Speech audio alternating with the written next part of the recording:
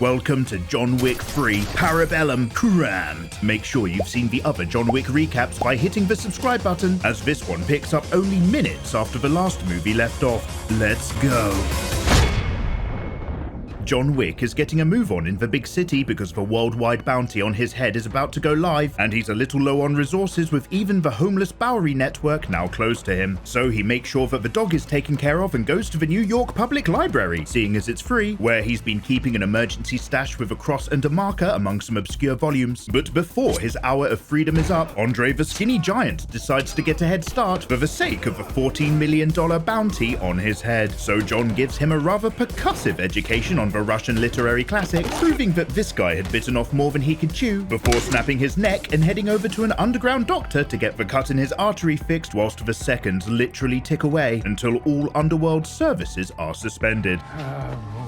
forcing John to finish himself off. And so the consequences of his actions in the last movie go live to paint the biggest target ever on John Wick's back. So he says thank you for the help because bullets are his love language, and the heat is on as a team of Chinese killers chase him through the streets into an old weapons museum, where John has moments to spare to strip apart a bunch of old revolvers for an emergency rebuild to blow a guy away, before smashing glass and kicking ass, trading kidney shots for nutcrackers, and fighting off assassins in an all-you-can-eat buffet of vintage knives, where everyone gets grabby, and Wick nearly loses his own junk before a close-range knife-throwing nightmare kicks in that tests everybody's reflexes, resulting in John systematically pin-cushioning the absolute Jesus out of a couple of guys, and using his combination of takedowns to eventually drive the point home, so to speak, into this guy, before letting another one take a real good close look at his favorite knife before wrapping up business with the Hatchet Gang. So then an Italian hit team clip him with the car and chase him into some stables so that the boys can roll around in the hay, before John improvises some equestrian slap techniques to weaponize the horses and drag back out into the streets again for some great shots through the city and an interception from some bikers, where John proves to be an accomplished rider by sliding into a single stirrup for reach around to wrap up the action and finally give him a moment to breathe. This has now bumped the contract up to $15 million, before John uses that cross to gain some after dark entry to the ballet. Turns out this is the crime organization of Ruska Roma, a group that's been training orphans like John to become killers for the assassin's underworld, be it through the methods of tolerating pain or the ways of inflicting damage. The director should be excommunicating him too, but it looks like the Sons of Belarus get to call in a one-time ticket that burns you out of the family for good, because John wants passage to Casablanca. An adjudicator has arrived at the Continental, a rather unlikable representative of the high table that's investigating the death of Santino D'Antonio on what should have been safe ground. Turns out that thanks to the head start he gave John, Winston is under investigation and soon to be replaced, which is something he takes very seriously. She then goes over to Morpheus and the Bowery crew for providing John with a gun to kill a high table member, telling him to give up his throne in 7 days, which he doesn't take seriously and laughs her off. This was a mistake because under her authority, she employs a bunch of practicing shinobi assassins to take care of everyone who has assisted Wick, and their leader Zero is super keen to get involved.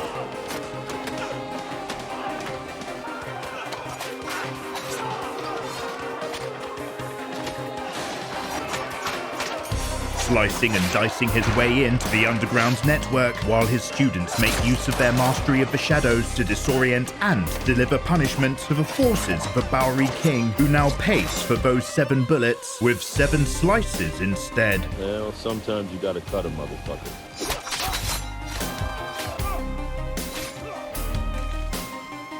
They then slay their way into the ballet school as they step in and out of the shadows. But the Ruska Roma and the High Table are 2 groups that have a special understanding, so she just receives a slap on the wrist instead.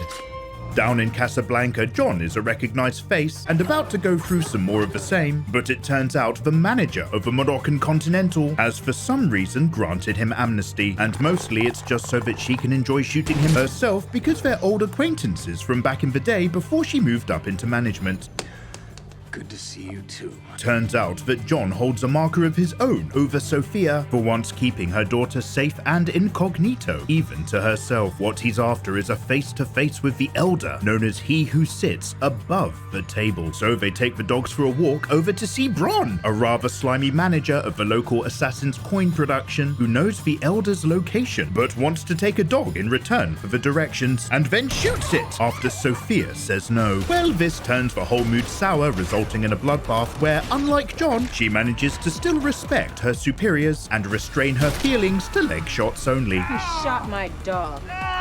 I get it. Before they then murder their way out through a bazaar of hashashins and various thugs, using a combination of gun techniques along with the trained dogs to take down the competition. These animals provide an effective support option to alleviate suppressing fire and make for some cool canine combat takedown combinations, where even a high vantage point isn't going to keep anyone safe from getting mauled, with everyone ending up getting torn apart. John's also there doing his thing, but by now we all know what that looks like, and Sophia drives him out to look for the Elder Assassin and lets him know just how much she'll miss him before going off her own way, because taking the directions from Bron seriously, John walks off into a spirit journey deep into the desert and follows the stars until he almost dies from the exposure, in the hopes that the Elder will choose to find him. And he comes round to find himself in the presence of He Who Is Above the Table, Altair, the one man ruling over all the assassins, who has the power to remove the bounty and the excommunicado, whilst also binding him as a lapdog assassin to the high table for the rest of his life. But before that happens, he's been tasked with killing Winston, who's been deemed as getting too big for his boots, which will only then get the killers off his back. Well, it's still the best offer he's going to hear all day, so John reaffirms his fealty with an Assassin's Creed ring finger before getting another suit and being sent back home. Assassins are still out to kill him the moment he enters the city, but in these circles it's those trained in the art of shadow that end up being the bigger fish, keeping John alive and available for their boss. But the old sudden appearance disappearance classic doesn't impress the bogeyman, who knows how to pull off the same trick himself. So he gets his hands on a sweet ride on the way out and ends up in a rolling ninja bike chase where he finds himself having to sword fight at high speed, which is quite simply a terrible idea for someone controlling a motorbike, before jamming up their tires to finish off the chase and crashing himself right up to the finish line, where John slaps across the boundary of the Continental before Zero can finish him off, because he at least still has to respect the safe space rules. So instead, the guy just fanboys over the legend of John Wick in the waiting room whilst he gets to catch up with the dog. Zero comes out with the old "we're the same, you and I" stuff that bad guys like to say, before John goes up to meet Lovejoy in his showroom collection space reserved for special occasions. Winston knows why John is here, and he gives the man the choice of living as a lapdog or perhaps instead surviving as a free man, because he's decided not to step down after all, which is going to put him at war with the high table. Will you be putting a bullet in his head?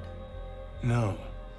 I don't think I will. So the adjudicator makes the call and deconsecrates the Continental New York for being naughty boys. The concierge makes sure that John arms himself appropriately, while all of the other guests check out of the hotel. Zero and his students will lead the strike, with the high table sending over their own forces for support, arriving by coach like a murder field trip, while John heads out to hunt, whilst the manager waits it out with a drink. The concierge and the rest of the hotel staff are a capable team, but not prepared for an armored shock troop war, as much like the later levels of a video game. This lot are wearing full-body bulletproof armor, meaning that despite his usual headshot accuracy, John has to work extra hard to keep them engaged and find the gaps in order to reach the soft, gooey centers.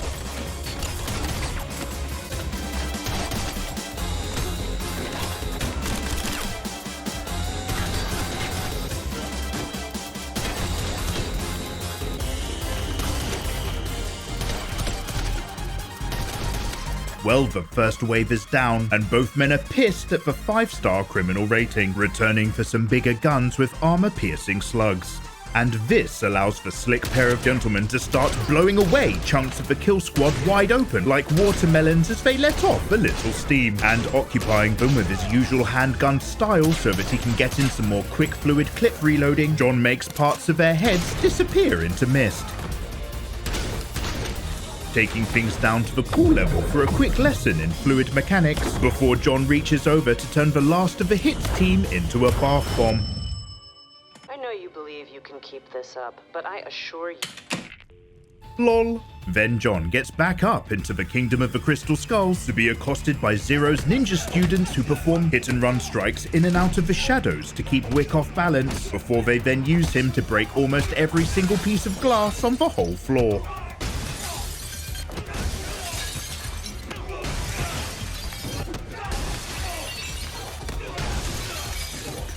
However, there's always a price to pay for playing with your food, because once they get the swords out for a sustained attack, John maneuvers around the toughened glass walls to secure a friendly fire slice, and then enjoy a little bit of murder payback for all of his trouble.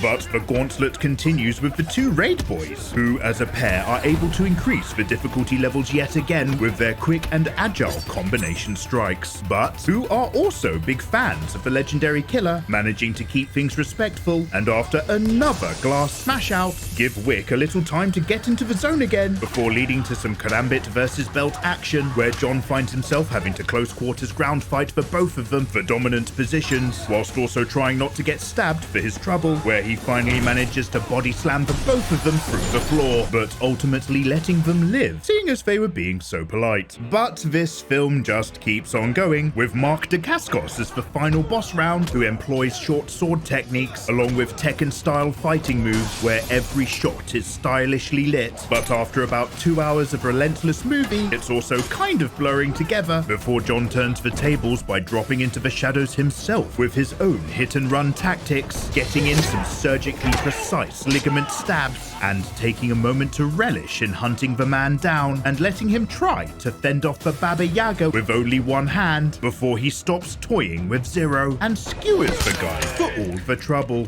That was a pretty good fight, huh?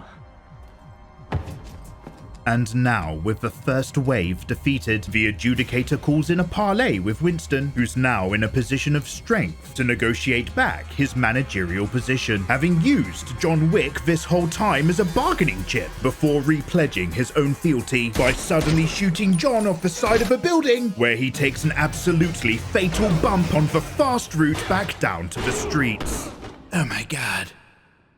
But with the Continental restored, John Wick's body is missing, because it turns out the Bowery King survived and has been licking his wounds deep underground with some very serious vengeance in mind, and that same hatred is the one reason that John Wick refuses to slip through death's door. So thanks a lot for watching, and I hope you've enjoyed having John Wick 3 crammed inside you. Make sure you followed by hitting that subscribe button for some more full-on recaps, and get in the comments to tell me what you'd like to see crammed next. Take care.